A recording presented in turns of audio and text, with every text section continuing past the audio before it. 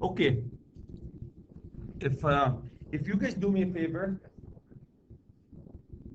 when you have a chance, and just go to chapter 18. I do have a few things I want to highlight. Yesterday we did the calculation by hand for 3-phase. Today I'm going to show you, I'm not going to do it, I'm going to show you the calculation for single phase. The same thing, except there's different factors that they use. Same calculation, same step by step. And we'll talk about, yesterday we talked about the importance of short circuit calculation, how you rate the interrupting rating of the circuit breaker. Adam, my friend, this will tie greatly with the software that we're going to be using next week, which is SKM. So when I ask you to go find me a 100 amp circuit breaker with an interrupting rating of 25,000, now you understand why 25, not 15. Everybody's okay with this? Okay, so short circuit calculation, coordination of overcurrent protection device. There's two things here.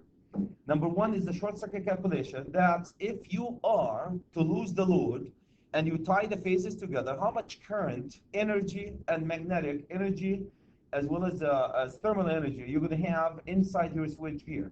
And would your switchgear be able to handle this or not? That's number one. Number two, right above Carrie's head, there's a light. If you go monkey around with this light and you short this light, would you like the circuit breaker right here to trip, or would you like the 3,000 amp fuse down in the basement of Dunwoody to trip? That one? Yeah. Probably if I have a test, you would probably guys say, well, all the way the one that I'm done with, so we can take the day off, Chad. That's called localization of interruption of the power. You want to localize the interruption of the power. That's called overcurrent protection coordination. That's what you're going to be doing with me tomorrow, too. If you have a short circuit in one area, you want to only isolate that particular area from the system. That's a big deal. We call it selectivity, and we also call it overcurrent protection coordination. That's the second thing you're going to do with Chad tomorrow, next week. One, we're going to do short circuit calculation. Two, we're going to do overcurrent protection coordination. Can I have thumbs up, Chad? We understand that? So this chapter will ease you through it. So we did yesterday, guys, perform short circuit calculation. Perform short circuit calculation. That's what we did it yesterday. A couple of these, if you guys remember.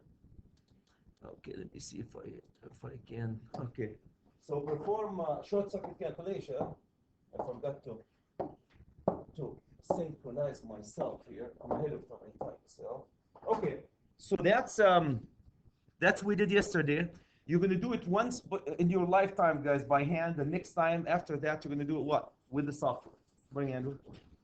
So we're gonna do it by hand. So here's my calculation that we did. Does it want to work today? Okay. Let me go back. So we're gonna do what we call a point-to-point method calculation, guys. We showed you yesterday. Calculate short circuit current using the appropriate tables and chart. That's what we did yesterday too. We used the table. They have a C factor, right? And we calculate the F and M factor, if you guys remember. Determine the term coordination, selective system, and non-selective system, and use the time current curves. So that's what this chapter is going to be. If you guys do me a favor, read it before next week, because it's going to give you some good information about the software that we'll be using. Cool? Point-to-point short circuit calculation we did yesterday. The selective coordination, they call it selective coordination, is if you have a short circuit above your head, you want the circuit breaker 20 amp circuit breaker to trip, because the light above your head has a short circuit, not the 3,000 amp fuse in the basement of Dunwoody. Cool? So that's basically what we're trying to achieve here. I still can't write on mine. Okay. So that's, and then time current curves. I showed you guys yesterday time current curves, which the faster the short circuit, the higher the short circuit, the faster the fuse will open or the circuit breaker will trip. So variance. So when we did the short circuit calculation without getting into the variance and the differences and all this good stuff. Control and all this good stuff. I want to go determine the short circuit. When you have a short circuit calculation, guys, the only thing you need to do, like we did yesterday, to start with, we started with what? Aaron, do you remember at the top we put the transformer? That's your start point. You start with the transformer, KVA of the transformer, and voltage and impedance. That's your start point, kVA, voltage, and impedance. And then you go down through the cables all the way to every panel. That's really what the start value is.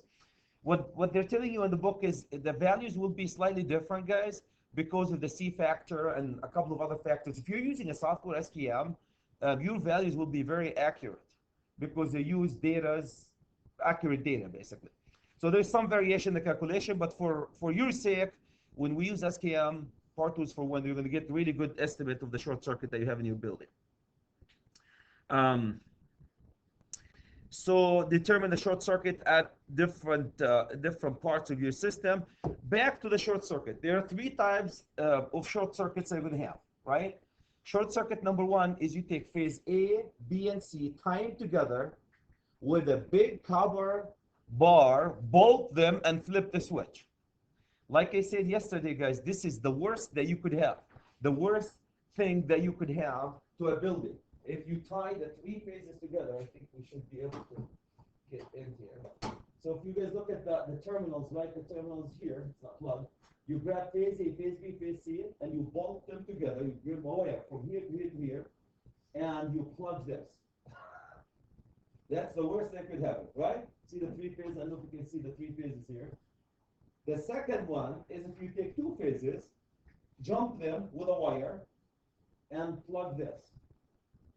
The third one, if you take 1 phase, tie it to the frame, ground the phase, and plug it. These are the 3 types you're going to encounter. Cool? Everybody's okay with this? The worst scenario, Zach, you're going to encounter is what? 3 phase. Phase to phase to phase, bolt them together and plug it. If we accommodate for the worst scenario, do we need to care about the rest? No.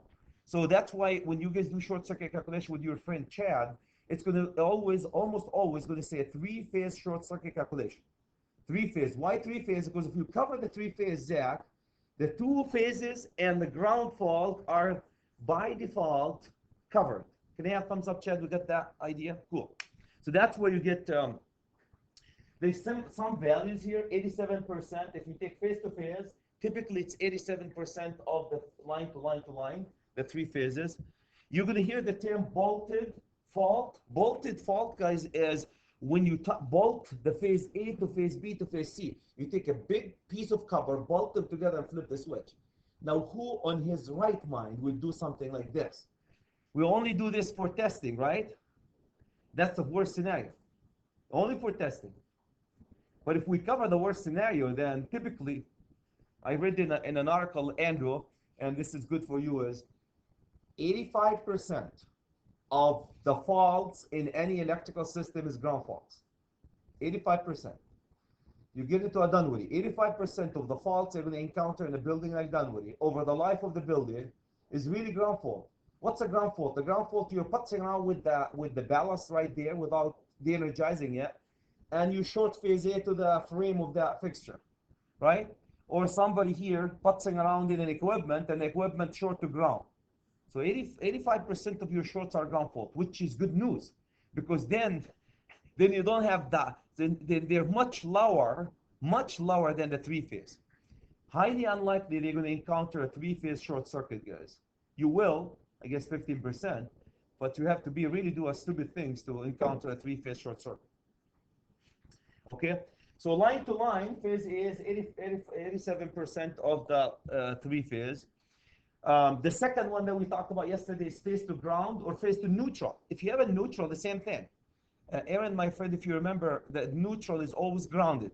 So if you take phase A and pigtail it to the neutral, right, or to the ground, the outcome is the same. You're going to the grounded object. So that's, and they give you 2 values here. Mine's still not working here. They give you 2 values.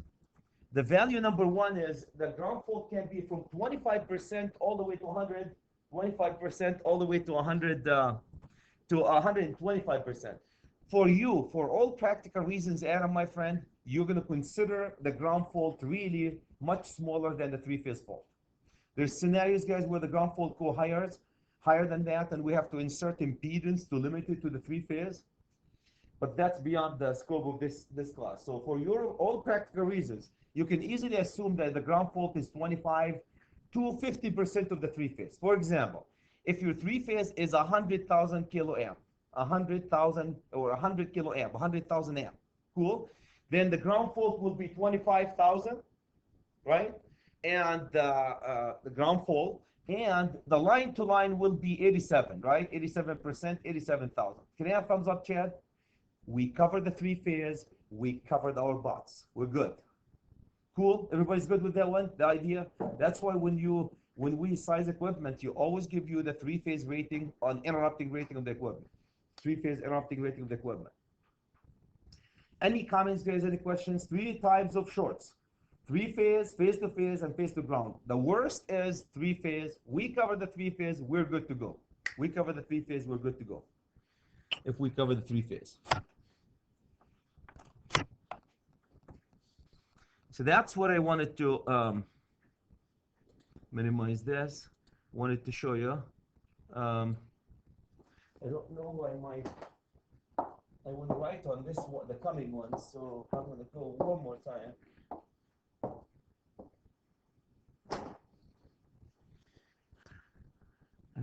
Okay. Okay, Chad. Let me move for you. There you go. Now we're cooking. Now we're cooking. It's Friday, huh? Okay. Can I just get you just please to understand the three-phase, the bolted three-phase here? You take typically 25% of it, that will be ground fault, and 87% of it, that will be L to L, line to line. I just need a thumbs up for this concept. Okay, that's it.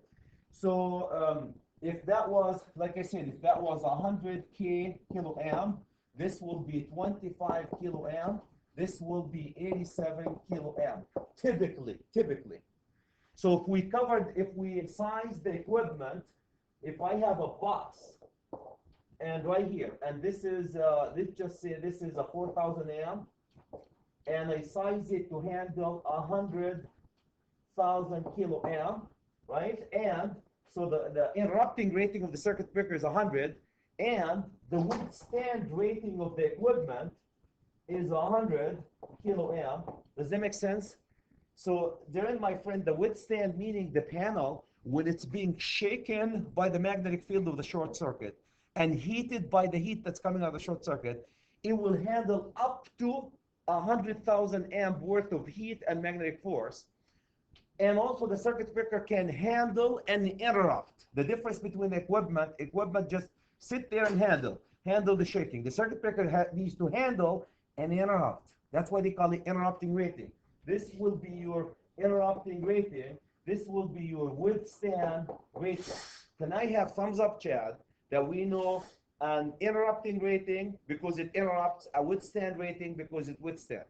Everybody's cool with that concept, interrupt and withstand? Okay, so if my equipment can handle 100,000 kiloamp, then I'm covered for phase-to-phase and phase-to-ground. Phase-to-phase and phase-to-ground. Any comments, guys, about that? Any comments? Adam, my friend? Comments, questions? I know it's Friday. This is very important. What we'll write right here, guys, is very important. With your friend Chad, next week, you're going to be doing short circuit calculation, coordination, and arc flash analysis. Arc flash analysis, when you do arc flash analysis, the difference, guys, between arc flash and short circuit is right here. You look at this piece of equipment, I'm working on this piece, and instead of bolting them together, I'm working on this one, and I shorted phase A to the ground with my screwdriver, right? It's not bolted, it's just slightly, I'm touching the phase, I'm touching the side, I have a ground fault. That's not bolted ground fault, right? That will create an arc flash. That's where your arc flash is happening from. So if you bolt phase A to the ground, the circuit breaker will go so fast.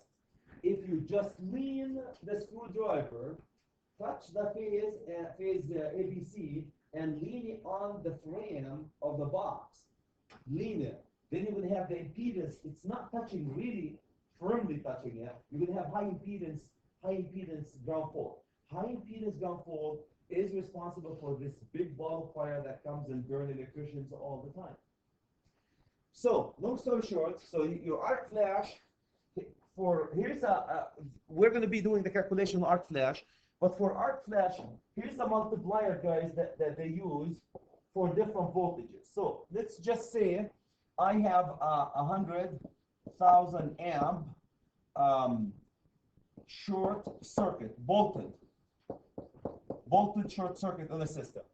Okay, Darren, my friend, I have 100 kilo amp bolted short circuit.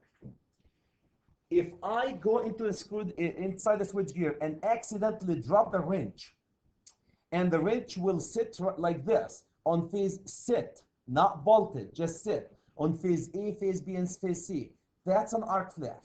That's creating an arc flash short circuit. This arc flash, look, if the voltage is 480, the value of the arc flash is going to be 89,000 amp. Slightly less. Can you guys see it's slightly less than the short circuit?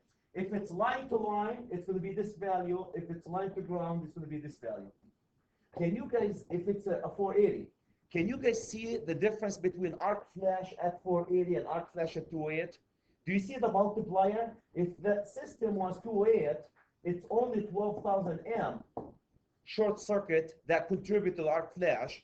If the system was 208, it's only 12,000 amp. If it's a 480, it's 89. Can you guys see as you move on? This is why an arc flash on a 480 system is substantially more than an arc flash in a 28120. Can I have thumbs up, Chad? And because 480 guys can push more energy, right?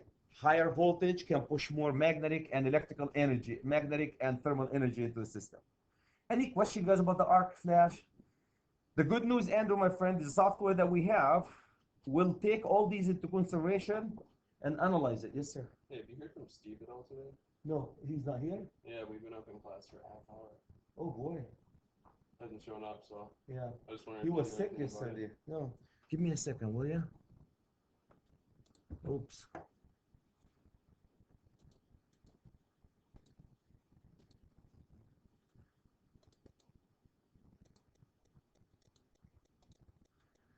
Can you see what you know what Karen is? Can you ask Karen to go with you guys? Give me a second here. Karen? Yeah, Karen. You know who Okay. Karen is? Yeah. Tell her chat says if you can take you to the lab, and you can do some work because I have Karen there. No, I hope I haven't heard from her. I don't have any emails. Let me check my phone. Yeah, he was sick yesterday, so just go to Gary or Karen and ask them just to take you guys to the lab and you do some work together. Okay? Yeah. Thank you. Thanks. Interesting.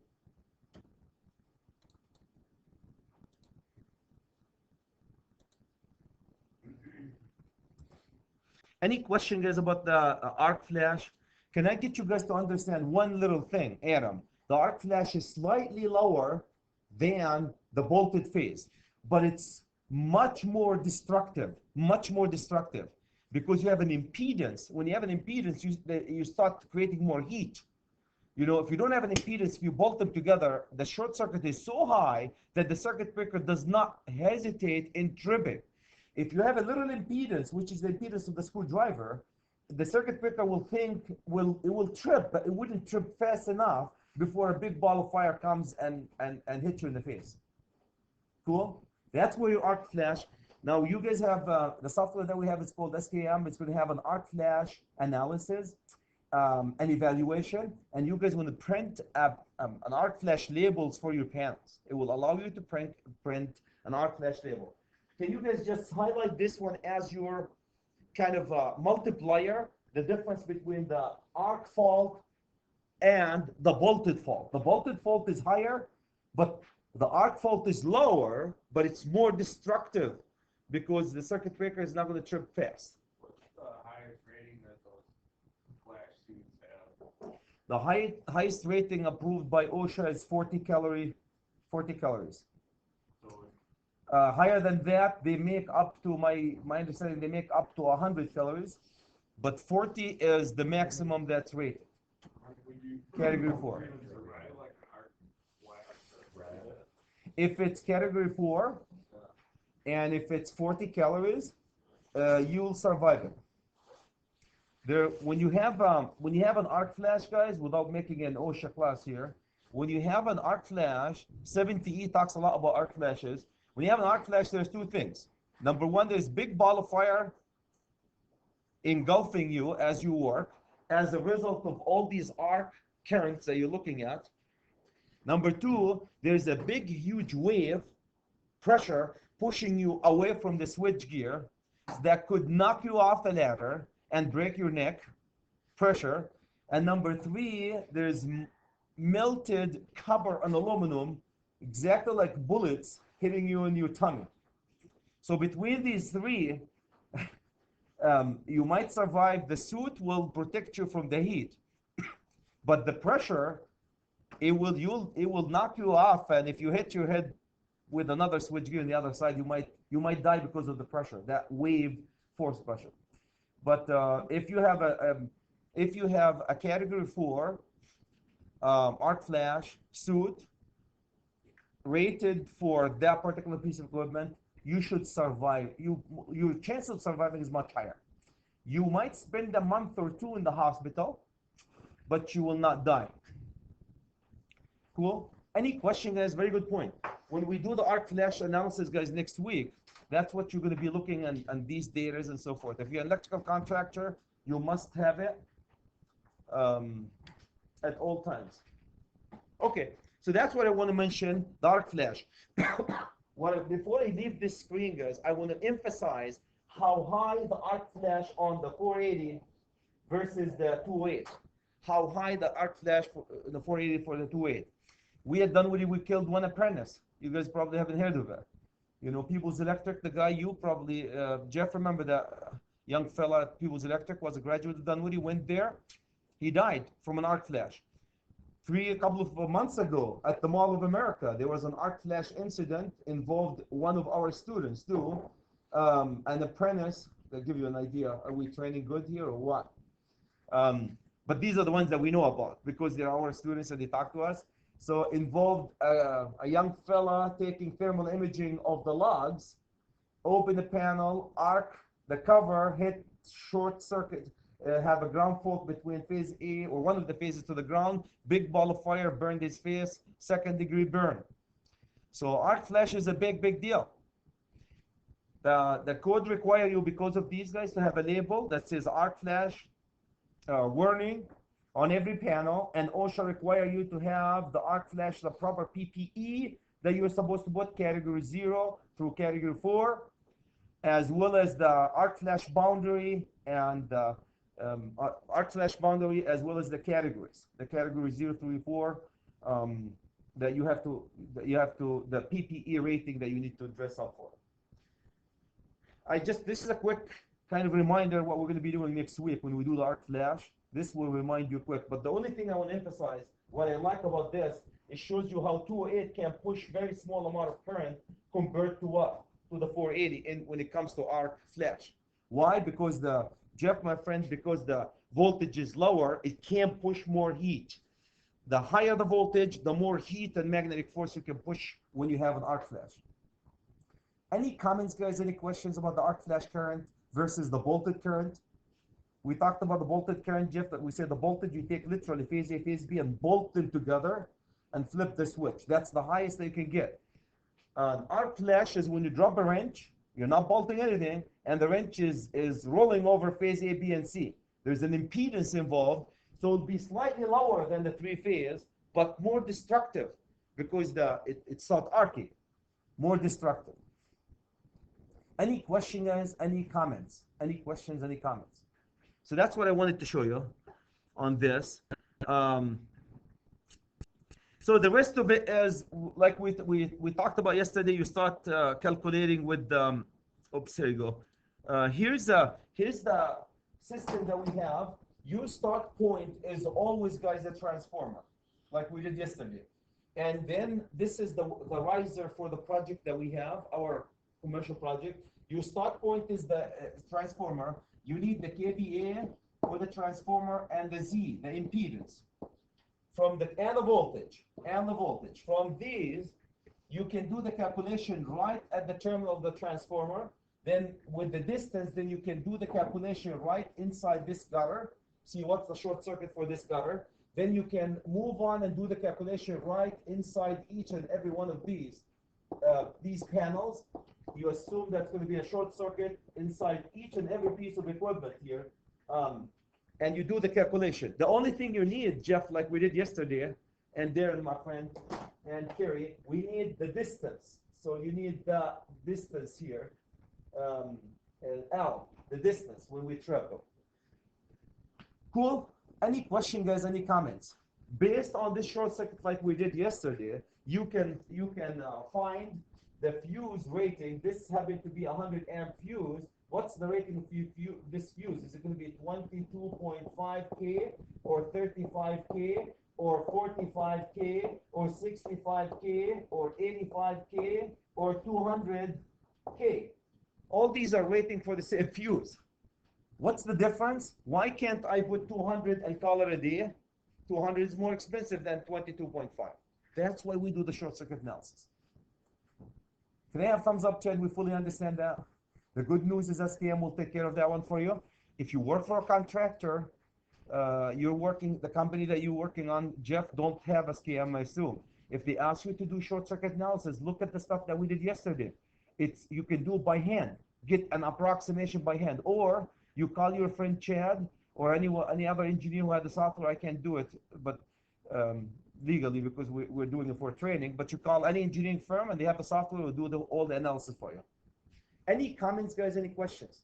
So tomorrow, guys, when you do the three things you guys are going to be doing tomorrow, and not tomorrow, next week, for this system. Number one, you need the short circuit values on every one of these. The second thing is coordination. So if there's a short circuit right in this, Jeff, you worked here. If you have a short circuit in this panel, you want this fuse to trip, right? You don't want the main on the transformer to trip and shut down the whole system. That's where the coordination, localizing the fault. So that's what you're going to do. And number three, you guys want to do arc flash analysis. You're going to do an arc flash analysis. These are the three things you're going to do in your riser or one-line diagram tomorrow, next week. Can I have thumbs up, Chad? We fully understand that one. So you're going to start with a riser like this and do these analysis on them. Any comments, any questions about these things? So Adam, my friend, you're going to put your riser in front of you on Monday with all the schedules that you have, and you start plugging your numbers, distances, conduits, all this good stuff, and it takes the impedance into consideration as we calculate the short circuit. So I don't know if you guys can see the short circuit right at the second of this transformer is 34.7K. Because of the impedance right in here, it drops down to 31. What drops this? The impedance. That's nice about cables. By the way, this is, guys, for short. What we're looking at, this amount of current, we're talking about 3 cycles. Everybody understand that? That's 3 cycles. You know what a 3 cycle is? 3 cycle is 3 divided by 60 equal 1/20th of a second. That's the current have to sit there for 1/20th of a second. 1/20th of a second, not eternity. If you exceed 1/20th of a second, you have to replace your cables because they will be burned. Does everybody understand when we throw this number, that huge number here? That number is for a very, very short amount of time. If you allow this number to go higher than 1/20th of a second, typical design, you have to go change all your cables, all your equipment will be completely shorted. And there is nothing you can do about it. Nothing. So that's why your fuses or circuit breakers will be rated to trip at no more than 3 cycles. A cycle, guys, is 1, 2, 3. The sinusoidal cycle. And because we use a 60 system in the US, so you take 3 divided by 60 cycles, get you 1/20th of a second. You don't trip within 1/20th of a second, you are doomed. Any comments, any questions? So that's what I wanted to show you. A couple of things. Um, we talked about current limiting fuses. We talked about a little bit about current limiting fuses when we talked about fuses. So if you have a current limiting fuses, what they do, guys, if this is let's say it's 100 kilo amp right in here, the short circuit, what they do, they open so fast, Zach, my friend, they will open so fast that only say 35 kilo amp will go right through this fuse. The fuse will open so fast within a quarter of a cycle. Within a quarter of a cycle is my cycle. And current limiting fuses, guys, will open right in here. Almost a quarter of a cycle. Instead of 3 cycles, they open them within a quarter of a cycle. By cutting open the fuse that fast, the only thing that you're going to see really is 35 kilo amps. So they choke the current, they limit it. Can you have thumbs up, Chad, about the current limit fuses? What's the advantage? The advantage is less damage in your equipment. Less damage in your equipment. A good application for this, Jeff, you have a VFD. Very expensive VFD that's driving a 100 horsepower motor or 300 horsepower motor. Really? Do you want to have a short circuit on the line side or load side of the VFD and then end up burning that VFD and buying another $5,000 or $2,000 VFD? No. So what do? They put current limiting fuses ahead of it. It limits the short circuit current. If you have a short circuit, it opens the fuse fast enough to protect these very expensive controller or very expensive motor. But it has to be sized as current limiting. What a current limiting means, Aaron, is it's just so fast. Instead of tripping, it trips in a quarter of a cycle. So here's a quarter of a cycle.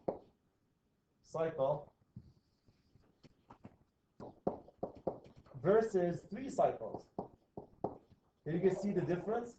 Instead of 3 cycles, waiting 1, 2, 3, trip. It goes a quarter and trip. Fast. To protect your equipment. Any comments, any questions, guys, about this? Any comments, any questions? You're going to be in your field asked about current limit fuses all the time. Obviously, non-current limit fuses are going to be tripping within no more than 3 cycles. No more than 3 cycles. Typically within a cycle or so. So that's your current limit fuses. So we did the review, install series rate. Okay, the other thing, guys, is the series rating of equipment. We talked about series rated equipment. We said if you have a circuit breaker here, here's 100 amp, and this one is 22.5 kilo amp, feeding a panel, and inside this panel, I have a 20 amp. I have a 20 amp circuit breaker that's feeding the light above your head here. Okay, this guy can be 10 amps, 10 kilo amps.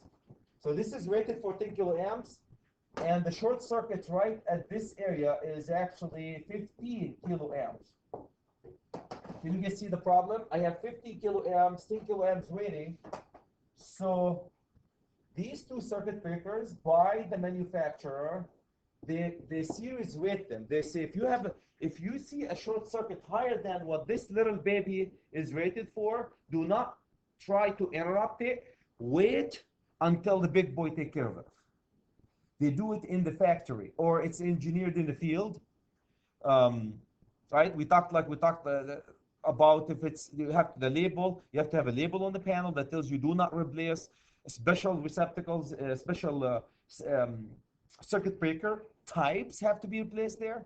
So the manufacturer, guys, to make a cheap equipment, cheap, more affordable equipment, they do this series rating.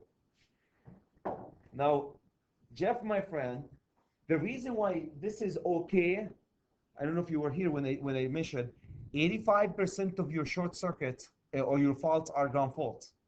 85% of the time you're guaranteed you are less than 10 kilo amp. 85% of the time. Only 15% of the time you might exceed the rating of 10, then that big boy will take care of it. So if I can tell you I have a solution that can solve 85% of your problems. Is that good, bad, or ugly? That's not bad. Do you guys see why the series rating is a big deal? They can solve 85% of our problems. Yeah, there's 15%. You still have to handle it. You know, it's the same thing. Say I can solve your problem with 85% of the 85% of the time for $100, or 100% of the time for $10,000. What would you do? Do you guys see? Well, I can handle the other 15, Chad. So that's where the economy plays part. So that's your series rated, like we talked about. We talked about coordination, guys. Overcurrent protection coordination. I have one circuit breaker here and another circuit breaker here feeding an air handling unit, and this is 4,000 amp. This guy is 200 amp. If I have a short circuit right in the air handling unit, Jeff, you're going to tell me I want you guys to trip the 200, not the 4,000. If you say the 4,000, you don't belong in the electrical industry, right? So I have a short circuit right here. The 2,000 should take care of it. That's what selectivity and overcompetition coordination is. How do you achieve this? How do you achieve this? You can achieve it only by making circuit breaker faster than others. It's the only way you can achieve it. I can make two circuit breakers, one of them faster. So if I have a short circuit here, guys, I don't know if you can see, look at the current coming here, here, and here, and here. So both, can you guys see that both circuit breakers, and there's a short circuit of, let's just say 15,000 amp, and this is rated for 35,000 amp, and this is also rated for 35,000 amp. And I have a short circuit that equals 15 going right through the system to here. So both of them are going to see that 15,000 amp. Which one of them should trip first? This one should trip first. How do you make it trip first, Jeff? By making it faster. Making it faster by design. Trip fast. Instead of trip within 3 cycles, you guys trip within 5 cycles. See what I mean? That's how they do them. You trip within 3 cycles, you trip within 5 cycles. So both of them will see the current. The first one count 1 cycle, 2 cycle, 3 cycle, bam. The other guy is still counting 4 cycle, 5 cycle. If the current is still there, it will also trip. If the current is already interrupted, then there's nothing to interrupt. Do you guys understand how they do them? By making one of them go faster. The bottom one has to go faster, trip faster. Count cycle, 2, 3, open. The big boy at the top still counting to his 5th cycle. By that time, that guy is going to interrupt it. Any comments, any questions about selective coordination? Now, if you don't do that, you do selective coordination, and the way they do them on the curve, they will look something like this. Here's one fuse, for example, and here's another fuse. So this will be my 4,000 amp, 4,000 amp. This will be my they say 200 amp. Now, Jeff, my friend, take a short circuit right here. Now, this short circuit is going to go up time. Going up. Which fuse are going to trip is going to hit first? The 400. So 400 has from this point to this point to trip. This is from the minute that it sees the current to the minute that it severes and opens. And this one, let's just say 3 cycles. Now, if it continues right here, then this guy will trip in 4 cycles. See how they make them? By making some of them rated for the same short circuit higher than others. Can I have thumbs up, Chad? Because that's a major concept for next week. When we do coordination, the one at the bottom is faster than the one at the top. That's it. That's how they can make them rated to coordinate with each other. Questions? Okay, so that's my selectivity. Non-selective coordination. Let me show you a non-selective coordination is with the 2 curves riding on the top of each other. Here's very easy, very simple. Here's one fuse, and this fuse is sitting right on the top of it. Now, if I have a short circuit right here, look what's going to happen. Go up. Now the fuse number 1 start to melt. It haven't melted yet. Oops, fuse number 2 start to melt. Can you guys see that? and then by the time fuse number 1 open, fuse number 2 start the melting process, is going to open too. Because start the melting process, right? So that's how, can you guys see the overlap here? That overlap is the miscoordination. That overlap here is your miscoordination. You guys are going to do it next week with curves exactly like that I'm drawing here. And by the way, when I draw these, this is my I current here, and this is my T time. T for time. So that's my miscoordination between the two of them. Non-selectivity, we talked about the curves. There's a couple of examples, guys, where they're showing here the two examples where system, if they're rated to trip at the same time, they will not, it's all, the only thing you can do is, like I said, is the speed. The speed, is it a quarter of a cycle, a quarter of a cycle?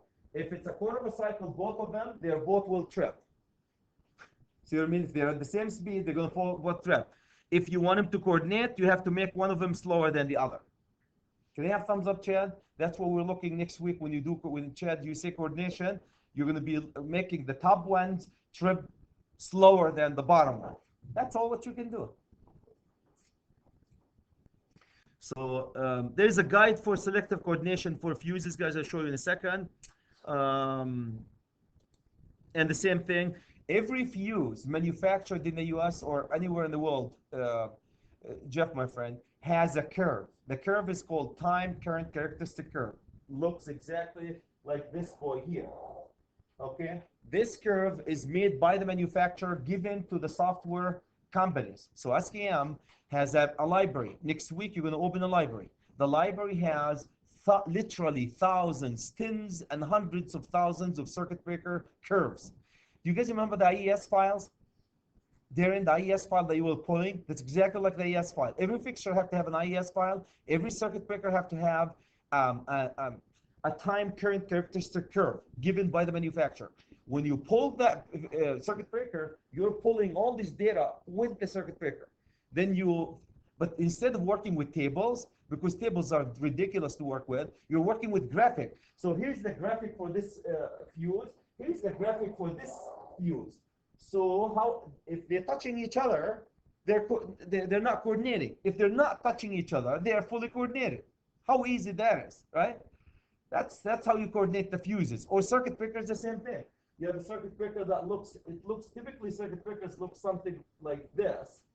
Here's one circuit breaker here, and here's another circuit breaker right at the top of it. Oops, use a different color at the top of it. Okay. Now I want somebody to tell me, are these touching each other? If they're touching, are they touching each other? No, not touching each other. Coordinated. Touching each other, they're not coordinating. So how simple that is. That's what we're going to be going over next week. Selective. We talk about unselective and selective. So in order to make them selective, like you have to make the main slower. Can you guys see the bottom here will trip in half a cycle. The main will take 7 to 20 cycle to trip. Make it slower. That's all what you do. You can do a lot of coordination, guys, between fuses or fuses and circuit breakers. Same thing. There's a concept here about single phasing. If you lose one phase on a 3-phase system, Jeff, they call it single phasing. What happened is you put 73% extra on the other phases and you trip and overload. That's all what that is. So your fuses will protect you from single phasing. It will open the other 2 fuses. And I want to show you a couple of pictures, and that's about it, basically. Let me see if I have my pictures up and running. Okay. Library. I thought this is a really good introduction, guys. Okay, here's the calculation that we did. The only thing I want to show, Kerry, my friend, I didn't pick on you today. This is a transformer. Can you guys see the data about the transformer? That's exactly what you did with your friend Chad. The only difference is here's the 160 kVA, 167 kVA, 12240 single phase, 2% impedance. For single phase, the only difference I want to highlight is right this here. Can you guys see this? Yesterday, do you guys remember, anybody remember what was this number here yesterday? Thank you. What do you see here? 2. For single phase, what do? You put 2. That's it. If you're doing single phase. No gimmicks, nothing. You just put 2, right? If you're doing it line to line, single phase, you put line to line. If you're doing it to ground, the same thing here. I want you to look at this particular one.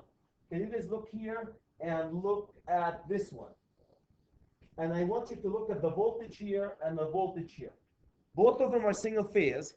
Andrew, my friend, both these calculations are for single phase. So we use the 2 and the 2 at the top, right? But because this one is line to neutral, we put 120. Because this is line to line, we put 240. Can you have thumbs up, Chad? That's how they did it. See how easy that? The reason why I didn't pick up this yesterday, because you guys are 3-phase. We're doing 3-phase. So I use the 3-phase example because the book doesn't have a 3-phase example. So, and we did the distances. We talked about this one. Here's a graphic of what non-selective coordination is. Poor man's job is. If you have a short circuit right in here, open, bad news. You're going to be fired if you design a system like this, right? That's no selectivity. Both of them will open. So selectivity, if you can see, I have a short circuit right in here. Aaron, my friend, I have a short circuit right above your head in that light. The one that's going to melt is this fuse, and this fuse is continue to run, so these lights are up and running, the other lights. Can you guys understand the importance of selectivity required by code in the following location? In hospitals, you must do selective coordination. It's recommended everywhere, but in hospitals, you must do coordination. And in hospitals, and I believe in the critical operation power system also. There's a critical operation power system that's for federal banks and government buildings. That's essential for the security of the nation. Critical operation system, these need coordination too. Healthcare facilities, including hospitals, as well as the critical operation systems for certain buildings. Dunwoody, do I need to do coordination of Dunwoody? Yes, as an engineer. Does the code require you to do it? No. You guys understand the difference between the code must do it in 2 places. I don't know of any engineering firm that doesn't do it though. Okay, here's we looked at these 2, the coordination. So the rest of it, guys, is just coordinating and finding a short circuit calculation. Here's the table that I was looking at yesterday. So that will give you the factors that we were looking at. Do you guys remember? This table is, if you guys look at this in page. Okay, so this is a nice table. Can you do me a favor, guys? Could you please just go to page, and I know I'm going to give you a break in this in a second. I'm done, actually. If you just do me a favor, go to page 423. This is very nice table. Page 423.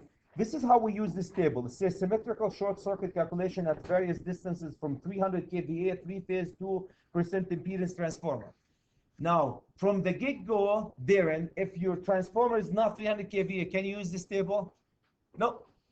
So this is only for one transformer. If your impedance is more than 2 phases or less, 2%, can you use it? No. I want you to know this is very specific for this particular impedance and transformer. Okay, how do you use it? Look at let's just say we have a 208 system, right? 3-phase 208 system. A distance from the transformer. Let's say you are at 100 feet distance. Can you guys see 100 feet distance, please? Everybody can see 100 feet distance. And you are using, to make it easier, you use, let's go all the way to a 500 kcm. 500 kcm. What's the short circuit? 500 kcm. 100 feet, 500 kcm. Can you guys see the short circuit? I need somebody to read it for me. For 208 at 100 feet, 100 feet. Thank you. 17,250. 17. That's how you use this table. Limited to only one transformer at a certain distance with certain wire size. So they tabulated this value for you guys because most of the people at Android don't have a software. They can't afford $10,000 software. So a lot of the industry guys tabulated a lot of commonly used transformers. 300 kVA commonly used transformer. So they tabulated the data for it. Can I have thumbs up? We know how to use it, guys. Just thumbs up. Cool. Then if you have a 480 or 600, so they have a 208, 240, 480, 600. They have it for different voltages. I don't know if you can see it right in here. And they have it for all conductors up to paralleling. I don't know if you guys can see 750 kCm. So when you parallel here, 750 and 750, 500. When you say 400, these are paralleling. Can you guys see that? The 3 is paralleling. Okay, so that's what I want you guys to look at this table.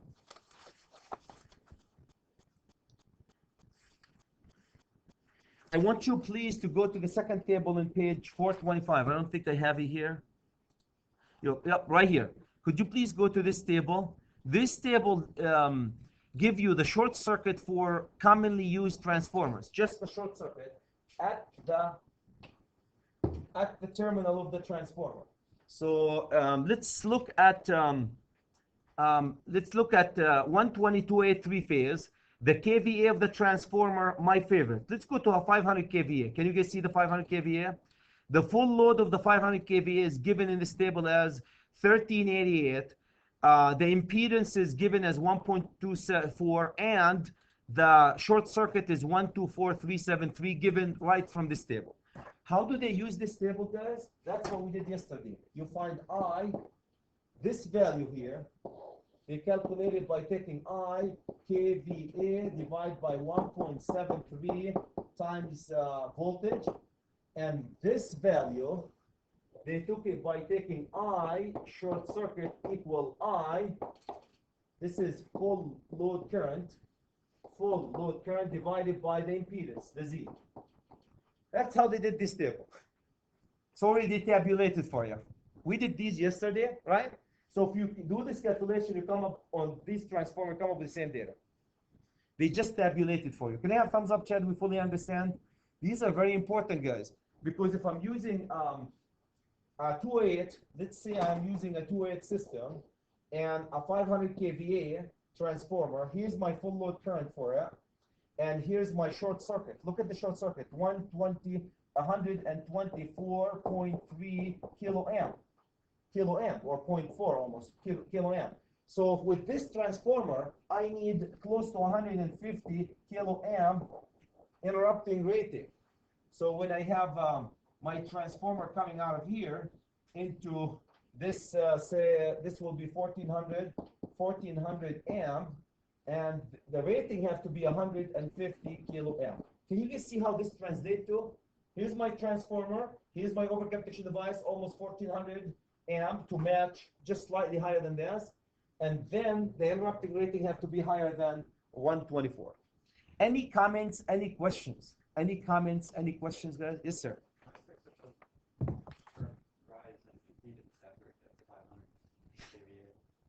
More wires, more cables.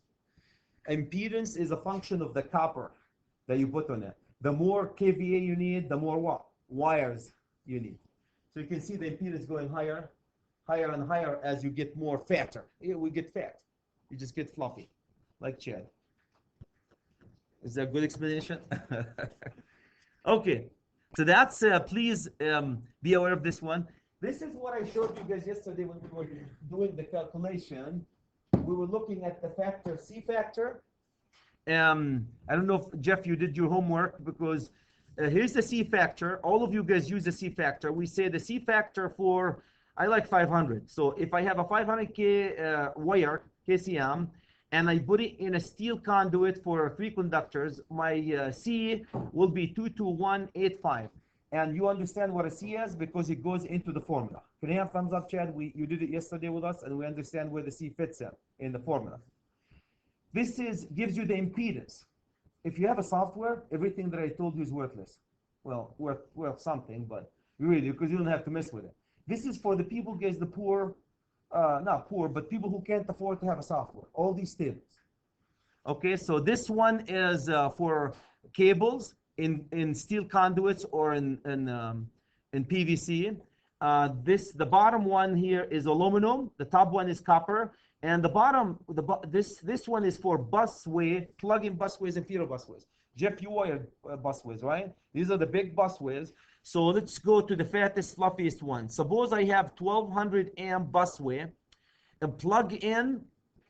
Here's the C for the plug-in. If it's copper, aluminum. If it's feeder, here's copper, aluminum. If it's high impedance busway, that's the value. These are the C. So if you have 200 feet of busway, guys, feeder, and you need to find the short circuit at the end of it, these are the values that you use. If you have SKM, piece of cake. You pick a busway from the library that you have, and you do the calculation, and you're good to go. Any comments, guys? Any questions? I'm almost done, Zach. Promise you. Any comments? Any questions about these tables? But I can't emphasize the importance of these tables. That's why I like to put them. Remember the F factor and the M factor yesterday, guys? And we said the M factor equal 1 over 1 plus F. Remember how we did this? The smarter than Chad, they calculated these values. They tabulated for you. That's it. That's what this table is. So for an F factor of 0.01, you put 0.01 here plus 1. 1 over 1 plus 0.01 will get you 0.99. Right? And we know what we use M for. M will cut the short circuit for you, like we did the calculation yesterday. It's just tabulating that formula. Tabulating that formula that we did yesterday. Tabulating that formula. Can I have thumbs up, Chad? We know that's tabulating that formula. Cool. Okay. So that's the last thing, guys. Here on your sheet is a list of fuses that can coordinate with each other. If you are using a fuse and you need to do 100% coordination between these fuses, Busman will be more than happy to sell you the following fuses. So ratio for selectivity. So look at this. Based on the type of the fuse. Now, Jeff, here's a rule of thumb for coordination, guys. Rule of thumb. Rule of thumb. If you want a coordination between two systems, here's a rule of thumb. If you have a fuse here,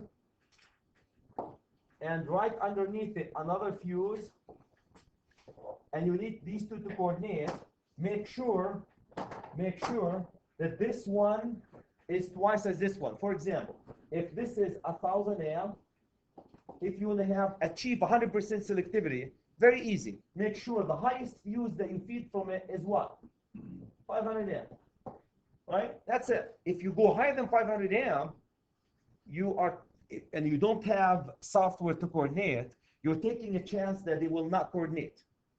So if you make sure the sub fuses, the branch circuit fuses, are no more than half of the main.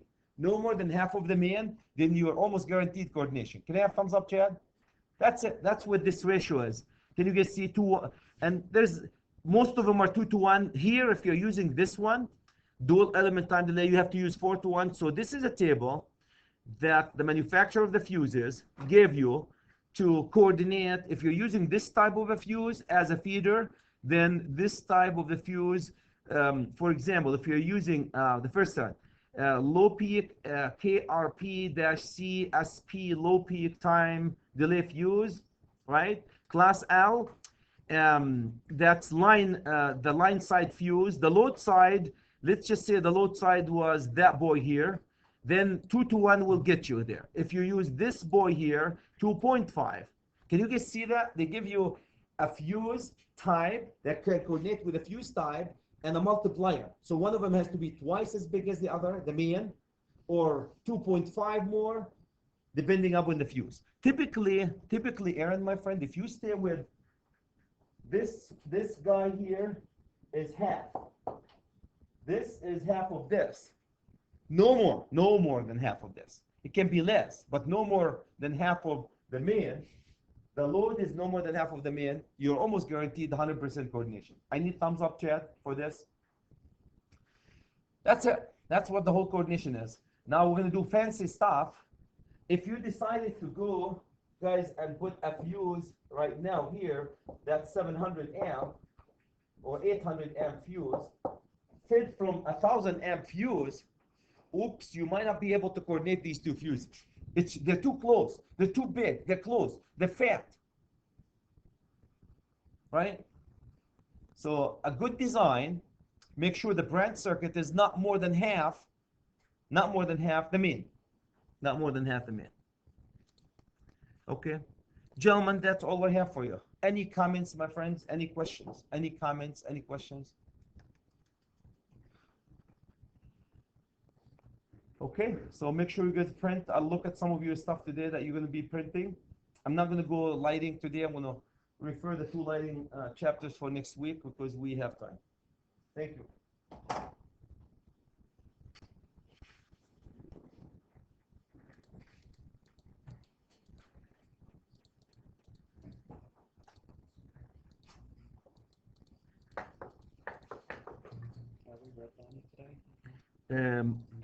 You know, I'm one of